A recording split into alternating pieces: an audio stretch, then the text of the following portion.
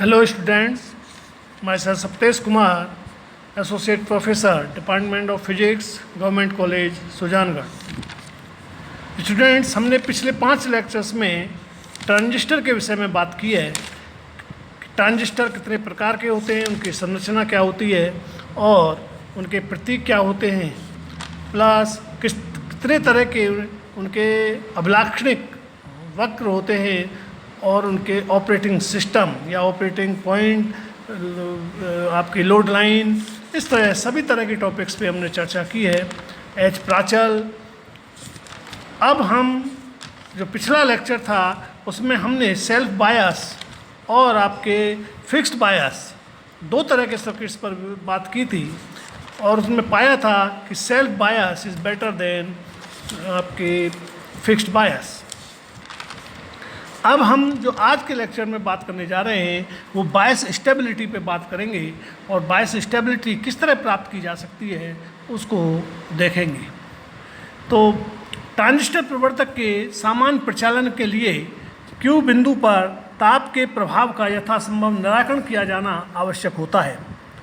IC के अस्थायित्व के 3 स्रोत होते हैं। फर्स्ट, उत्क्रमित संतृप्त धारा ICO, सेकंड VBE आधार उत्सर्जक वोल्टता और थर्ड है HFE या बीटा। वस्तुतः बायस स्टेबिलिटी पर जो सबसे ज़्यादा प्रभाव पड़ता है वो ताप का प्रभाव पड़ता है। तो Q बिंदु का जो ऑपरेटिंग पॉइंट है वो का स्थायित्व जो है प्रभावित होता है ताप के कारण, और इनके मुख्य जो कारण हैं स्थायित्व के, उसमें जो संतृप्त उत्क्रमित संतृप्त धारा है जिसे ICO द्वारा व्यक्त किया जाता है, आधार उत्सर्जक वोल्टता है और बीटा है।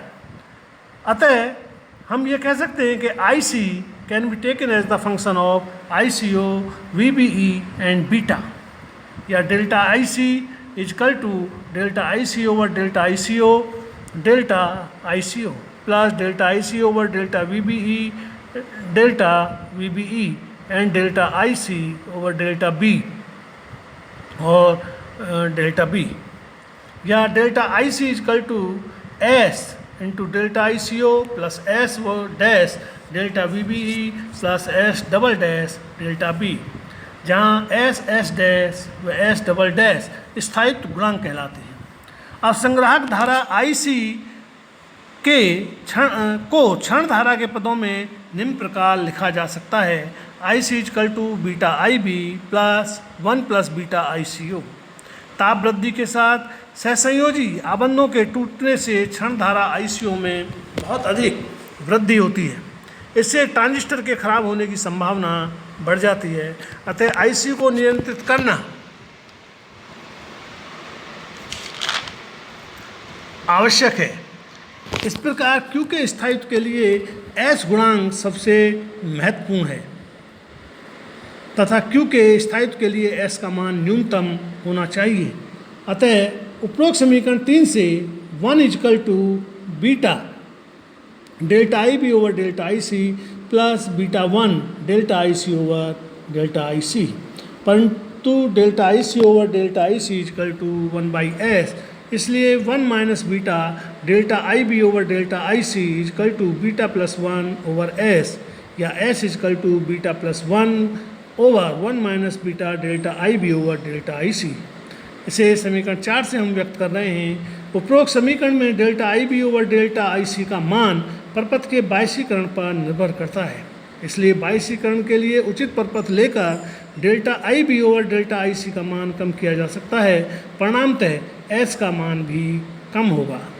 अब हम बायसीकरण किस तरह से कर सकते हैं, उसमें पहला जो केस है वह नियत बायसीकरण का है कि फिक्स्ड बायस किस पर, तो इस विधि में IB IC पर निर्भर नहीं करती। अतः delta IB over delta IC equal to 0। अतः इस परपथ के लिए समीकरण 4 से S equal to beta plus 1, यदि किसी परपथ के लिए बीटा इजकल टू 50 तो S इजकल टू 51, अर्थात delta IC over delta ICO equal to 51, जिससे स्पष्ट है कि यदि ताप वृद्धि के कारण क्षरण धारा में वृद्धि होती है तो IC में उसकी 51 गुना वृद्धि होती है। अतः यह प्रपत्र ताप के साथ अत्यंत संवेदनशील है, अतः इसका उपयोग सामान्यतः नहीं किया जाता है। अब हम सेल्फ बायस उत्सर्जक जो या उत्सर्जक बायस सर्किट की बात करते हैं कि उसके लिए बायस स्टेबिलिटी किस प्रकार प्राप्त होती है।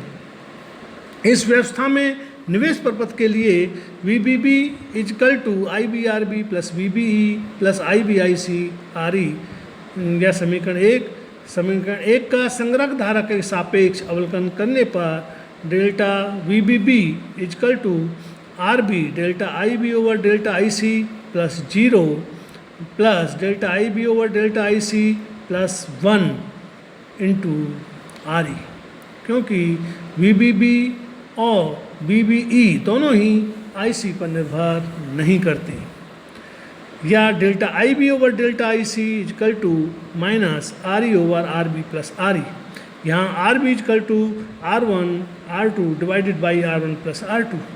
अतः S equal to beta plus 1 over 1 minus beta delta IB over delta IC में delta IB over delta IC का मान रखने पर S equal to beta plus 1 over 1 minus beta into minus RE over RB plus RE, या S equal to beta plus 1 RB plus RE divided by RB plus RE plus beta RE, या S equal to beta plus 1 into 1 plus RB over RE divided by 1 plus beta plus RB over RE, या S equal to beta plus 1 plus beta over 1 plus RB over RE। अब यदि first condition के रूप में हम RB is very very less than RE माने तो S equal to 1, तथा सेकंड कंडीशन में RB over RE equal to infinite होने की स्थिति में S equal to beta plus 1। Third condition में यदि 1 plus beta is very very greater than RB over RE तो समीकरण S equal to beta plus 1 plus RB over RE divided by beta plus 1 RB over RE से S is approximately equal to 1 plus RB over RE। तो स्वाभिन्नति व्यवस्था में S का समीकरण 3 से प्राप्त मान नियत बायस व्यवस्था में समीकरण S equal to beta plus 1 से प्राप्त मान की तुलना में कम होता है, अर्थात स्थायित्व अधिक उत्तम प्राप्त होता है। इस प्रकार हम कह सकते हैं कि सेल्फ बायस सर्किट की तुलना में